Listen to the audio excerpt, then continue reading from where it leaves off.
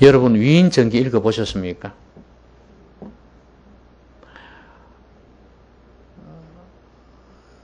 요즘은 아이들이 위인전기를 잘 안 읽는 것 같죠? 옛날에는 진짜 많이 읽었습니다.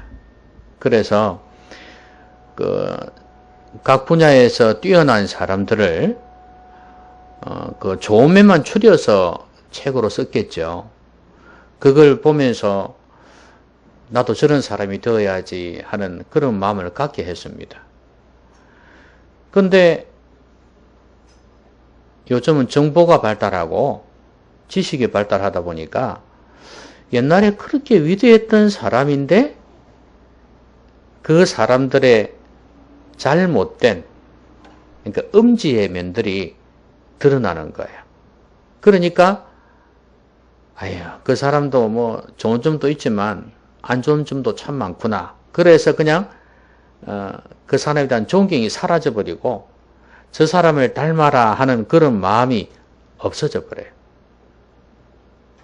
그러니까 사람이란 것은 모델로 삼고 싶어도 옛날에는 안 그래도 또 다음에는 또 사람이 바뀔 수가 있는 거예요. 항상 양지가 있으면 음지가 있기 마련입니다. 이 세상의 모든 사람들이 그렇습니다. 지금도 우리가 생각할 때 아주 좋은 면으로 가득한 사람들 있지 않습니까? 그런 사람이 또 언젠가 어두운 면들이 다 드러날지 몰라요. 서울시장 같은 경우 그렇지 않습니까? 얼마나 좋은 면들이 많았습니까? 그런데 그 음지가 있었다는 걸 아무도 몰랐어요. 그렇습니다. 그렇기 때문에 우리는 사람을 모델로 삼고 살아서는 안 된다 그 말이에요. 우리는 오로지 예수님을 모델로 삼고 살아야 됩니다. 우리는 노래할 때 낮은 해처럼 밤엔 달처럼 그렇게 노래를 부르잖아요. 그 중에 보면 예수님처럼 바울처럼 이런 내용이 나오거든요. 그래서 이제 바울을 상당히 높였죠. 높였는데 대단한 사람이라고 생각해서 그렇겠죠. 그 작사자가. 그런데 바울조차도 엄지가 많은 사람이에요. 바울의 좋은 면들을 우리가 배워야 되겠죠. 뭐 바울뿐만 아니라 우리가 일상사에 살아가는 많은 사람들에게서 좋은 점들을 이게 뽑아서 이렇게 우리의 삶에 적용시키는 것은 꼭 필요한데, 그런데 사람은 항상 그렇게 약점도 있고 음지도 있다는 사실을 안다면 우리는 오로지 주님만을 닮아가야 되겠구나 하는 그런 생각을 할 수밖에 없어요.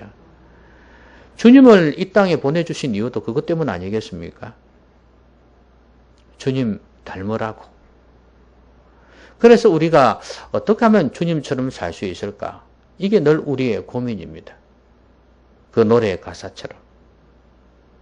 지난주에도 주님이 닮은 제자란 제목으로 말씀을 들었지 않습니까? 우리가 어떤 면을 우리가 닮아야 할까? 주님의 그런 부분을 우리가 봤었는데, 오늘은 주님이 행하신 거 아니에요. 행하신 내용이 아니고 주님의 말씀이에요. 여러분 성경책, 어떤 성경책은 빨간 글씨로 쫙 되어 있죠. 그렇죠? 그거는 이제 하나님이나 예수님이 직접 하신 말씀을 그렇게 빨간 걸로 해놨거든요. 오늘 말씀을 보면 전부 다 빨간 글이에요. 주님이 하신 말씀이에요. 제자들이 보고 이렇게 예수님이 이런 일을 하셨다 하는 게 아니고 이건 주님이 직접 하신 말씀이에요. 자, 오늘 이 말씀 속에서도 우리는 주님을 닮아갈 수 있는, 주님처럼 우리가 살 수 있는 내용들이 나와요. 저는 오늘 그걸 살펴보기를 원합니다. 나도 이렇게 살았으면 좋겠다. 주님 앞에 섰을 때 칭찬 들을 수 있는 그런 사람이 되었으면 좋겠다. 여러분 이런 소원이 있죠? 주님 앞에 섰을 때 이런 사람이 되었으면 좋겠다는 소원이 있잖아요. 그런 소원이 없다면 성도가 아니지. 그렇죠? 그래서 오늘 말씀을 통해서 여러분이 꼭 예수님처럼 100%는 안 돼도 50%라도 닮아갈 수 있기를 바랍니다. 자, 오늘 예수님은 이런 말씀을 하십니다. 아들이 아버지께서 하시는 일을 보지 않고는 아무것도 스스로 할 수 없나니 아버지께서 행하시는 그것을 아들도 그와 같이 행하느니라 그랬습니다. 자, 주님께서 행하시는 것은 아버지께서 행하시는 것과 같다는 이야기죠. 그러면 그걸 어디서 배웠냐? 아버지께서 하시는 걸 보고 예수님도 그렇게 행하신다고 말씀을 하거든요. 20절에 보니까 아버지께서 아들을 사랑하사 자기가 행하시는 것을 다 아들에게 보이시고 또 그보다 더 큰 일을 보이사 너희로 놀랍게 여기게 하시리라 그랬습니다. 아들은 예수님은 아버지께서 하시는 걸 보았다는 거예요. 그래서 그걸 보고 예수님도 놀라운 일을 행하셨다고 그랬습니다.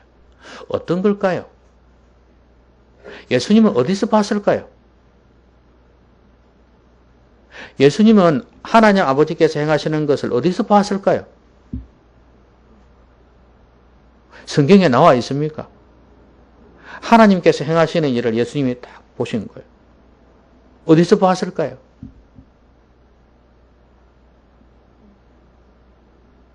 자, 여러분, 예수님이 태어나시기 전에는 어디 계셨나요?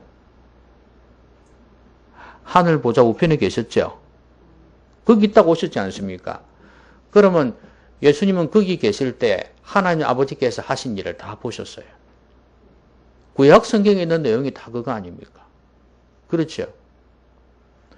홍해를 가르신 것도 보셨고, 그 다음에 엘리야 같은 사람, 또 엘리사 같은 사람이 능력을 행해서 죽은 사람 살리는 것도 보셨고, 문둥병이 낫는 것도 보셨고, 예수님은 다 보셨어요. 심지어 여러분 다 아시듯이 천지 창조를 하실 때 예수님 함께 하셨잖아요.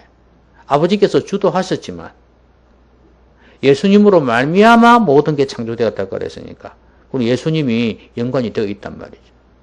그러면 예수님이 다 보셨단 말이에요. 이 놀라운 일들을 다 보셨고 또 예수님이 이 땅에 오셔가지고도 마찬가지예요. 물로 포도주를 만든 것도 누가 한 일입니까? 누가 했어요? 예수님이 했다는 이야기 없는데요. 예수님은 그냥 물 떠다 갖다 주어라 그랬지 않습니까? 저는 그것도 예수님이 하실 수도 있지. 근데 저는 그것도 하나님이 하신 거라고 봅니다. 그냥 갖다 주라 했습니다. 근데 예수님이 가가지고 뭐 여러 개 한 것도 아니잖아요. 그냥 바뀌었어요. 하나님의 기적입니다. 하나님께서 예수님이 메시아인 걸 드러내게 하시려고 표적으로 보이신 거예요. 다른 기적도 마찬가지입니다. 하나님께서 하신 거예요. 그걸 예수님은 무한히 보아오셨습니다. 그렇기 때문에 그걸 막 구분하려면 구분할 수도 있고 어떤 거는 안 할 수도 있지만 어쨌든 간에 예수님은 그걸 알고 있습니다. 봤어요. 하나님 아버지께서 하시는 거. 그러니까 예수님도 그런 놀라운 기적을 직접 행하시는 경우도 많이 있었잖아요. 우리가 주님을 닮는다고 할 때, 예수님처럼 산다고 할 때 이 부분을 우리가 배워야 돼요. 여러분, 우리는 하나님처럼 행할 수 있는 게 있고 없는 게 있잖아요. 그럼 본다고 해서 우리가 다 행할 수 있습니까? 아니잖아요. 할 수 없는 거는 절대로 못해요. 그렇지요? 그런데 중요한 것은 내 능력으로는 안 되지만 하나님의 능력으로는 가능하다 그 말이에요. 그래서 우리는 그걸 보면서 하나님 하시는 일을 보면서 하나님을 의지하게 돼요. 하나님 도와주십시오. 하나님 역사해 주십시오. 이렇게 할 수 있다 그 말이에요. 적어도 예수님처럼 막 이렇게 기적을 행할 수 있는 우리는 아니지만 하나님의 능력을 힘입어서 여러분 은사라는 게 그렇지 않습니까? 뭐 병을 고친다, 또 예를 들어서 놀라운 일들을 우리가 체험을 한다, 이런 것들이 전부 다 사실은 하나님께서 하시는 거 아닙니까? 그러니까 우리는 겸손하게 하나님 앞에서 하나님께서 행하시는 일들을 보고 간청을 하는 겁니다. 그래서 하나님 도와주십시오 이렇게 하는 거예요. 그래서 궁극적으로는 하나님이 하시는 거지만 우리가 한 것처럼, 그러니까 우리를 통해서 하나님이 하시는 거죠. 이러면 얼마나 신날까요? 그렇죠? 여러분 제자들이 그러지 않았습니까? 자신들이 무슨 능력이 있었습니까? 그건 아니거든요. 바울도 마찬가지고. 하나님께서 하신 거. 뱀이 물었는데도 안 죽었어요. 그렇죠? 독사가 물었는데도 안 죽었단 말이죠. 그리고 자기 손수건을 만지는데 병이 나왔어요. 이런 일들은 진짜 신나는 일입니다. 근데 누구 때문에 그래요? 하나님 때문에 그런 거거든요. 그러니까 우리도 그런 갈망들이 있어야 돼요. 그런데 이런 갈망이 어떻게 생기냐? 봐야 돼요. 그렇죠? 봐야 돼요. 봐야지, 나도 저렇게 하고 싶다는 마음이 생길 거 아니겠어요? 여러분, 견물생심이라는 게 있죠. 눈으로 봐야지 마음이 생기는 거예요. 그래, 모든 물건이 그렇지 않습니까? 자꾸 보니까 자꾸 갖고 싶은 마음이 생기지. 그래서 어떨 때는 안 보는 게 나아. 그런데 좋은 거는 봐야 돼요. 좋은 거는 안 보면 안 볼수록 마음이 안 생기니까 큰일이 있잖아요. 자꾸 봐야 되는 거예요. 그럼 하나님이 하시는 일을 우리가 어떻게 볼까요? 하나님 말씀을 통해서 자꾸 봐야 돼요. 그래야 우리의 마음에 소원이 생겨나는 거예요. 아픈 환자들을 고치는 걸 보면서 야, 저렇게 38년 된 병자도 저렇게 고침을 받는구나. 그렇다면 우리 가족 중에 이렇게 중병에 걸린 사람이 있는데 나도 기도하면 안 될까? 이런 마음이 생길 거 아니겠습니까? 그렇죠? 자꾸 봐야지 나도 그걸 마음을 먹을 거 아니에요. 근데 맨날 본다는 게 세상적인 것만 보고 앉아 있으니, 그런 것만 듣고 있으니 무슨 그런 하나님의 소원이 생기겠냐 이 말이에요. 하나님이 하시는 일에 대한 마음이 생기겠냐 이 말이에요. 주님 위해서 뜨겁게 헌신하는, 희생하는 그런 사람들을 볼 때 나도 저리 살아야 되는데 이게 뭐고 이게 이렇게 말할 수 있지 않겠습니까? 그런 거 안 보면 어찌 되겠어요? 세상 사람들만 자꾸 보면, 드라마에서 잘 사는 사람 보면 아이고 내도 저리 돼야 될 건데, 또 TV에서 자녀들이 좋은 사람들하고 아주 삐까뻔쩍하는 사람하고 결혼하고 이러면은 아이고 우리 아이들도 이리 돼야 될 건데, 이 생각하고 앉아 있는 거예요. 그렇죠? 자꾸 헛된 것만 꿈꾼다 그 말이에요. 이게 사람은 뭘 보느냐에 따라서 달라지는 거예요.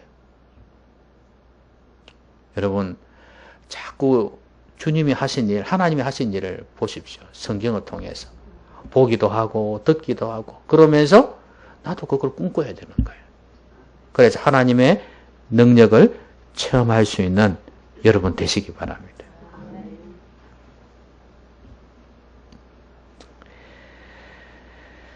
그 다음에 이런 말씀을 하십니다. 22절을 보시면 아버지께서 아무도 심판하지 아니하시고 심판을 다 아들에게 맡기셨으니 이는 모든 사람으로 아버지를 공경하는 것 같이 아들을 공경하게 하려 하심이라. 아들을 공경하지 아니하는 자는 그를 보내신 아버지도 공경하지 아니하시느니라. 자, 심판의 권세를 주셨다 그랬죠. 누구에게요? 아들에게, 예수님에게 주셨다는 거예요. 그 이유가 무엇입니까? 예수님을 공경하도록 하기 위해서. 하나님 아버지를 공경하듯이 예수님을 사람들이 공경하도록 하기 위해서 그렇게 하셨다는 거예요. 실제로 여러분, 예수님은 권세가 있죠. 어떤 권세? 심판하는 권세가 있습니다. 심판의 권세?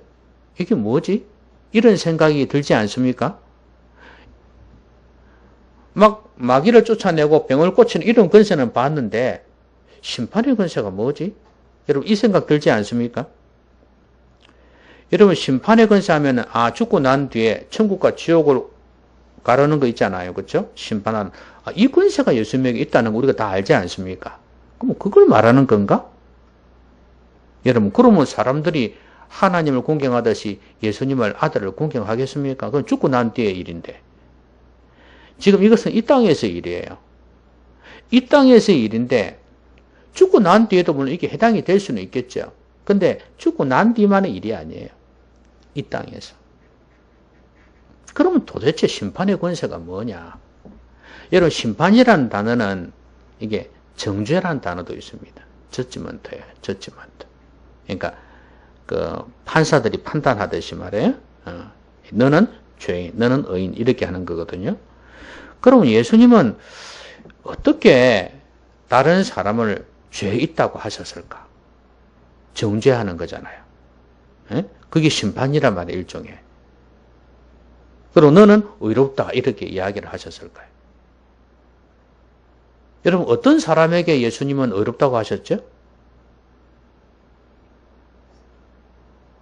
이 세상에는 아무도 의로운 자가 없다 그랬습니다. 그렇죠? 모든 사람이 죄를 범하였다 그랬어요. 하나님의 영광이 이르지 못했다. 그렇죠? 그런데 어떤 사람에게 의롭다 그랬습니까? 보지 않고 믿는 자. 누구를 보지 않고 믿어요? 예수님을 믿어야죠. 예수님을. 그렇죠? 예수님 앞에 와서 죄를 자백하고 예수님을 믿는 사람은 주님께서 의롭다고 인정해 주시는 겁니다. 그리고 죄인이라고 취급하는 사람은 어떤 사람들이냐? 죄 가운데 있는 사람들이에요. 그러면 예수님이 이런 자격이 있습니까? 예수님은 이런 자격이 있냐고요. 어떤 사람들은 죄인들은 넌 죄인이다 그러고 어떤 사람들에 대해서는 너는 의롭게 되었다 이렇게 말할 자격이 있습니까? 유대인들이 이걸 아주 싫어했잖아요. 예수님이 이렇게 하시는 걸 보면서 아주 불경스럽다 그러고 뭐 죄 문제를 지적하실 때 아주 불경스럽다고 그랬어요. 쥐가 뭔데 이렇게 했어요. 단지 하나님의 아들이기 때문에 물론 그것도 이유가 됩니다. 근데 이 사람들이 인정 안 해서 그렇지. 그것도 이유가 됩니다. 그러나 좀 근본적으로 따져보면 예수님이 의로우신 분이기 때문에 가능해요. 예수님은 죄가 없는 분이에요. 죄를 짓지 않으시는 분이기 때문에 가능한 거예요. 여러분이 절제하지 않고 살이 쪘는데 다른 사람 보고 살 빼라 하면 여러분은 어떤 마음이 들겠습니까?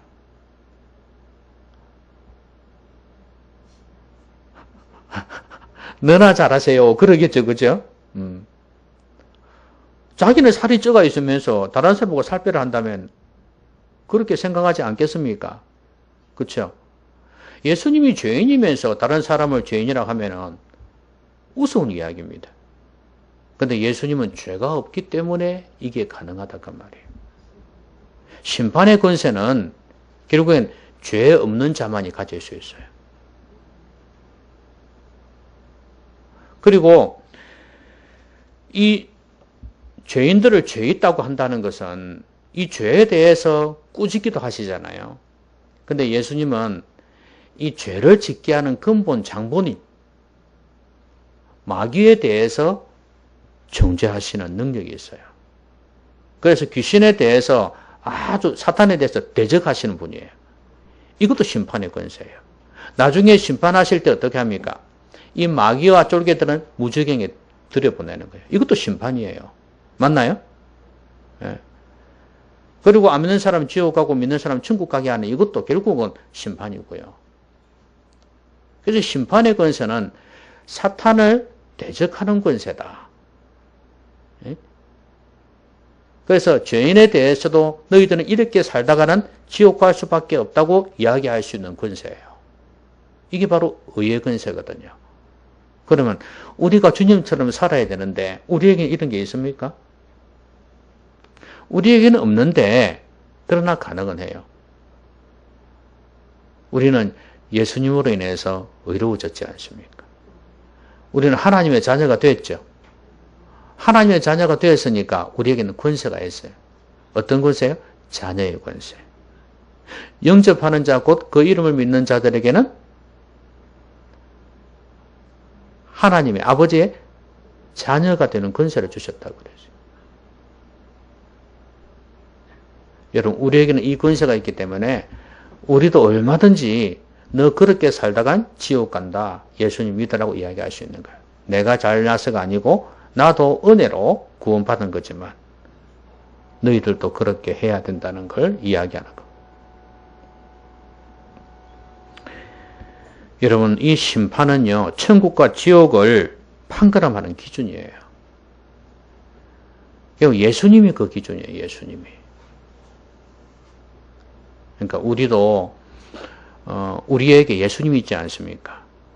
우리 안에 예수님 있죠?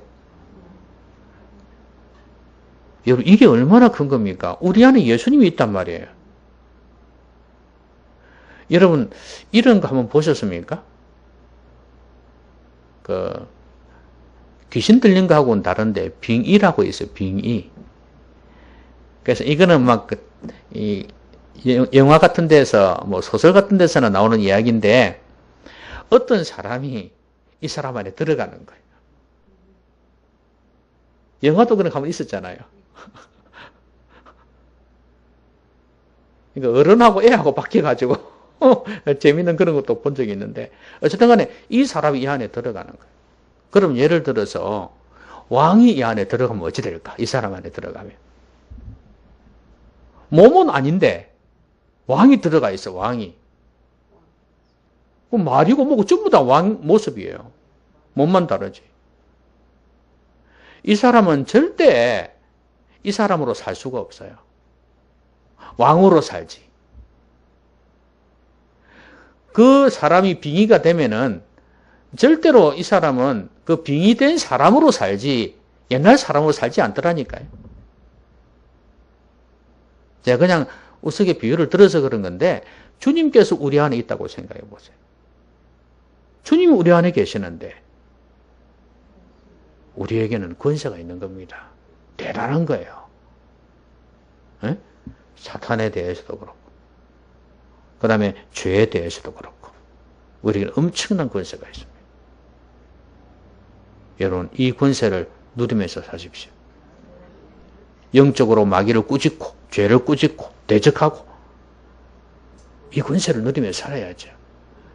하나님도 없는 것처럼 에? 아무 능력도 없는 것처럼 그렇게 살지 마라 이 말이에요. 여러분 안에 금보다도 귀하신 예수님이 있습니다. 하나님의 자녀입니다. 세상에 그 구질구질한 그 앞에서 그냥 기죽고 주눅 들고 그렇게 살지 말란 말이에요. 어제 예수님이 지난주에 보았더니 당당하신 것처럼 그렇게 당당하게 살아가라 그 말이에요. 주님이 이 심판의 권세가 있으니까 얼마나 당당합니까? 보십시오. 어려우신 분이기도 하고. 자, 그 다음에요. 또 이런 말씀을 합니다. 24절에 보니까 내가 진실로 진실로 너희에게 이르노니 내 말을 듣고 또 나 보내신 이를 믿는 자는 영생을 얻었고 심판에 이르지 아니하나니 사망에서 생명으로 옮겼느니라. 자, 제일 처음에는 예수님이 하나님 하시는 일을 보고 그대로 행했다고 그랬습니다. 그 다음에 두 번째는 뭐예요? 심판하는 권세를 가지셨다 그랬어요. 이제 마지막이 세 번째가 뭐냐면 하나님의 말씀을 전하고 있습니다. 지금 예수님의 말을 통해서 말씀을 통해서 사람들이 구원을 받는 역사가 일어나고 있습니다. 자, 내 말을 듣고 나 보내신 이를 믿는 자는. 그러면 예수님은 뭐예요? 하나님을 소개하는 메신저예요. 그렇죠? 내 말을 듣고 나 보내신 이를 믿는 자는. 여기 중요한 거는 그냥 하나님이 아니고 나 보내신 이를 믿는 자는. 그 말은 예수님도 믿는 게 동시에 포함이 되는 거예요. 하나님을 믿는데 예수님을 보내신 하나님. 같이 믿는 거예요. 이것을 믿을 수 있도록 하기 위해서 지금 예수님이 말씀을 하시는 거예요. 그래서 믿는 자는 어떻게 된다고요? 영생을 얻었다. 심판에 이르지 아니하나니 사망에서 생명으로 옮겼다. 죽음에서 생명으로 옮겼다는 거예요. 그래서 25절에 보니까 어떤 말씀이 있습니까? 죽은 자들이 하나님의 아들의 음성을 들을 때가 오나니 곧 이때라. 듣는 자는 살아나리라 그랬습니다. 28절에서도 그런 말씀이 있죠. 그의 음성을 들을 때가 오나니. 자, 여러분, 주님의 말씀을 통해서 사람들이 구원을 받는, 영원히 사는 역사가 일어났다 그 말이에요. 여러분, 예수님의 말씀을 다 믿었나요? 사람들이? 아니잖아요. 어떤 사람들은 막 거부하고 그랬지 않습니까? 이제 그런 사람들을 말하는 게 아니라 그런 사람들은 어떻게 되겠습니까? 오늘 본문에 나와 있듯이 그런 사람들은 심판의 부활로 나오겠죠? 마지막 절에 나와 있듯이 주의 음성을 듣고 선한 일을 행한 자는 생명의 부활로 나올 것이고 이렇게 되겠죠. 주님의 말씀이 이렇게 권능이 있습니다. 그 안에는 복음의 메시지가 들어가 있죠. 예수님은 복음이기도 합니다. 복음이기도 한데 그 안에는 복음의 예수님 말씀 안에는 복음의 메시지가 들어가 있어요. 그럼 우리가 이런 주님처럼 살아가려면 어떻게 해야 될까요? 우리의 말이 뭐가 돼야 된다고요? 메시지가 돼야 된다는 거예요. 예? 우리의 말이 메시지가 돼야 된다는 거예요. 우리 말 안에는 복음도 들어 있어야 되겠고 어떤 경우에 복음도 전해야 된다 그 말이에요. 근데 복음의 내용을 전하는 게 아니라 할지라도 우리는 어떻게 해야 돼요? 말이 하나님을 나타내는 것이 돼야 된다는 거죠. 여러분, 예수님은 왜 사람들에게서 예수님의 말씀이 거부도 당했지만 또 따르는 자들에게 왜 이렇게 신뢰감이 생겼을까요?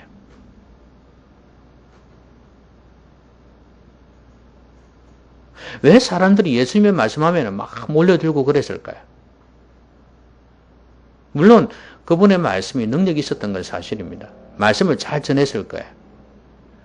여러분, 제자들을 부르실 때 베드로가 고기 잡다가 실패했잖아요. 그래 그물을 들고 있는데 그때 주님께서 바닷가에 오셨잖아요. 그래가지고 이제 바닷가에서 배를 띄우고 배에서 말씀하셨잖아요. 그러면 왜 예수님께서 그 가운데서 어떤 말씀을 하셨을까요? 복음에 대한 말씀을 하셨겠죠. 나에 대해서 그러니까 내가 어떤 자라는 걸 말씀하셨을 거고 그러면서 이제 그게 이제 점점 드러나지만 어쨌든 간에 이 사람들이 지금까지 살아왔던 삶을 돌이킬 수 있는 그런 획기적인 그런 말씀이었을 거예요. 그래서 이 사람들이 막 다 뛰어내리고 예수님을 따라가잖아요.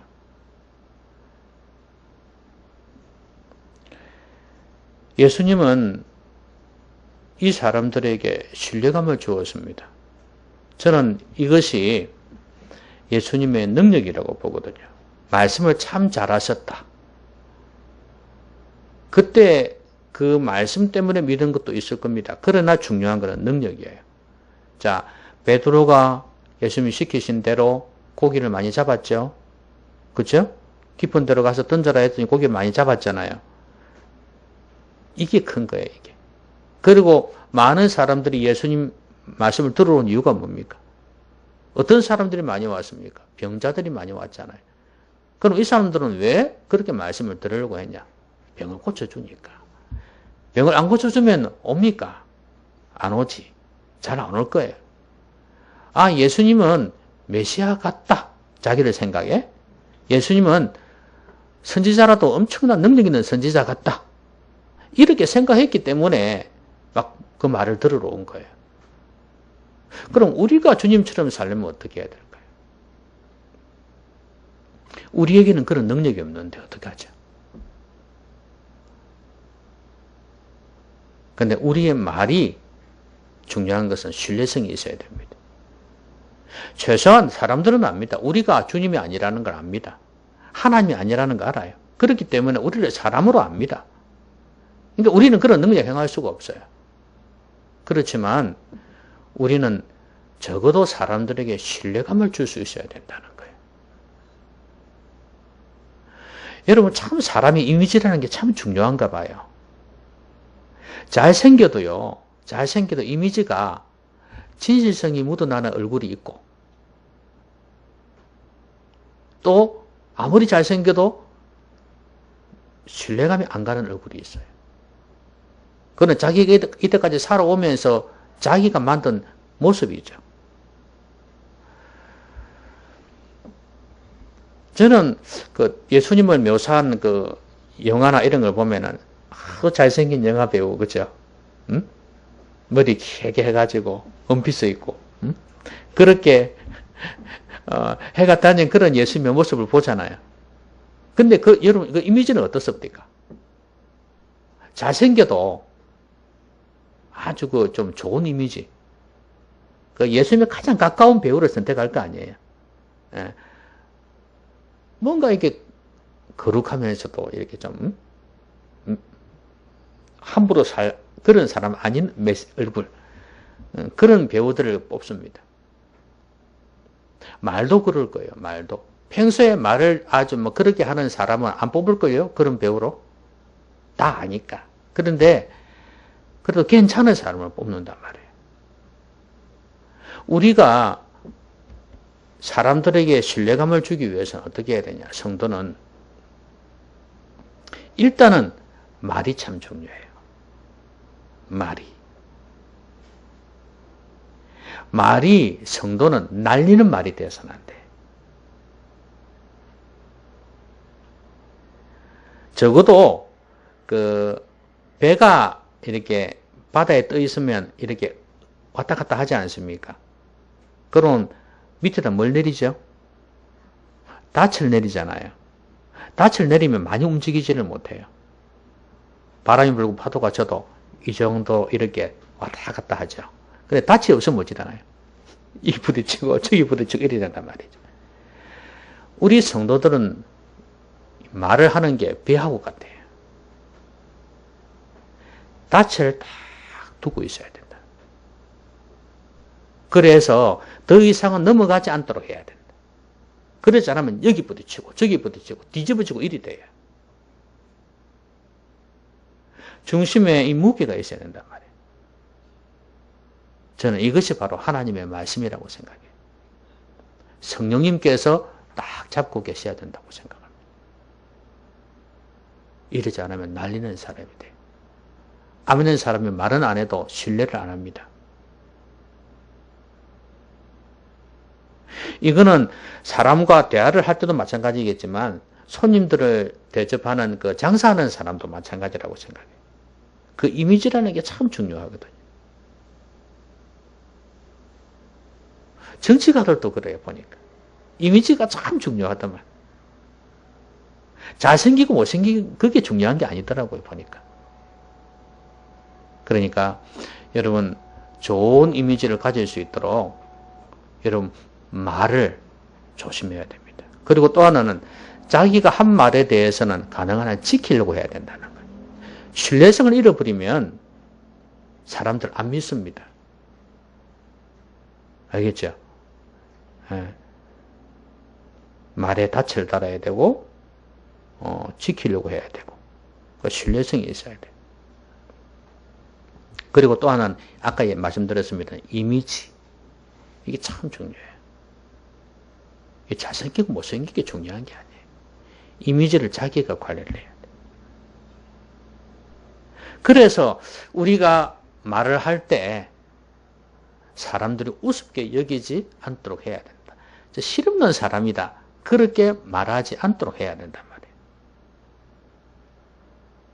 그래서 진짜 중요한 순간에 그 다른 사람이 문제가 생겼을 때 병이 들었거나 무슨 문제가 생겼을 때 내가 카운슬러가 될 수 있고 거기에서 한마디 해주는 복음, 하나님 말씀이 그 영혼을 바꿀 수 있는 그런 계기가 될 수도 있단 말이에요. 이게 정말 중요합니다.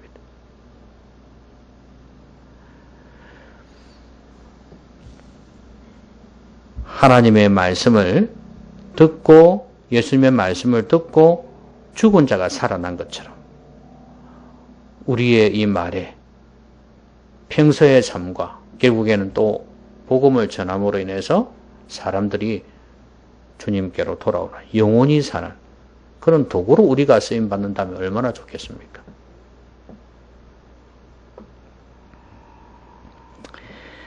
여러분 양치기 소년 아시죠? 양치기 소년 늑대다.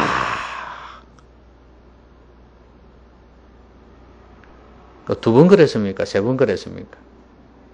몇 번인가는 중요하지 않죠. 그래 했는데 마지막에 어찌 됐습니까? 사람들이 안 믿었어요. 저 거짓말쟁이. 마지막에 진짜 이야기를 해도 안 믿었어요. 이렇습니다. 신뢰감. 여러분의 말 한마디 영혼을 살릴 수도 있고 죽일 수도 있다는 사실을 잊지 마십시오. 여러분 말이 얼마나 중요한지 아시지 않습니까? 그 말 한마디에 그냥 상처를 입는다 그러잖아요. 상처는 어디에 상처를 입히는 거죠? 속에 상처를, 그러니까 속상하다 그러죠. 속에다 상처를 입히는 거예요. 칼도 안 됐는데. 능력 있다 그죠? 칼도 안 됐는데 그 칼은 또 이렇게 밖에서 찔러야 되는데 안에다가 상처를 내니까 이게 보통 능력입니까 여러분? 예? 여러분 칼 가지고 안에 상처 낼 수 있겠어요? 찌르지 않고서는 힘들어요. 어떻게 하겠어요? 그런데 말 한마디로 속을 상처를 입힌다니까. 엄청난 능력입니다 여러분. 말이 이렇게 권세가 있어요. 죽고 사는 것이 혀의 권세에 달려나니 그랬잖아요. 여러분의 말이 다른 영혼을 살릴 수도 있습니다. 그 도구가 되란 말이죠. 주님이 지금 그 일을 하셨어요. 그래서 여러분은 하나님의 말씀이 여러분 안에 있어야 되고 복음이 여러분 안에 있어야 돼요. 필요할 때는 이 말씀이 나올 수 있게 해야 됩니다. 평소에 좋은 이미지를 주면서. 그렇다면 예수님처럼은 아니지만 예수님을 닮아갈 수 있지 않겠습니까? 말씀 맺겠습니다. 우리는 계속해서 어떻게 하면 주님을 닮아갈 수 있을까? 주님처럼 살 수 있을까를 지금 하나님 말씀을 통해 살펴보고 있습니다. 하나님 하시는 일을 자꾸 봐야 돼. 주님 하신 일을 자꾸 봐야 돼. 그래야 우리도 그걸 하고 싶어져요. 그래서 성경을 자꾸 읽고 듣고 묵상하면서 나도 저래야 되겠다. 예? 주님 하시는 일을 나도 저렇게 하고 싶다.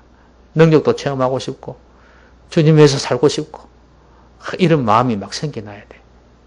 여러분 자꾸 보시기 바랍니다. 자꾸 들으시기 바랍니다. 그리고 심판하는 권세. 이것은 의로운 삶을 통해서 가능해요. 근데 우리는 우리 힘으로 안 돼요. 예수님을 믿는 믿음. 예수님이 내 죄 때문에 죽으시고 내 죄를 용서해 주셔서 의롭게 되었다는 것. 그 믿음 가운데에서 우리에겐 자녀의 권세가 있어요. 예? 마귀를 대적할 수 있고 죄를 저항할 수 있는 힘이 있습니다. 여러분 하나님의 자녀가 안 되면요 죄를 거부하기가 힘듭니다. 아시겠죠? 예? 죄를 이길 수 있는 힘은 내 안에 성령께서 계실 때 가능해요. 여러분 몸이 약하면 코로나 바이러스 못 이기죠? 내가 건강하니까 이기는 거예요. 내 안에 성령님이 계셔야 이길 수 있습니다. 마귀를 대적할 수 있고 죄를 거부할 수 있고 이게 여러분 의로워질 수 있는 거고 이게 바로 심판의 권세입니다. 그리고 하나님의 말씀을 전해서 영혼을 살리신 예수님처럼 우리도 말을 조심하고 신뢰성 있는 자가 되고 우리 안에 하나님 말씀으로 충만해서 많은 영혼들을 살릴 수 있는 그런 여러분들이 되시기 바랍니다. 기도하십시오. 오늘 말씀 생각하면서 같이 한번 기도하겠습니다.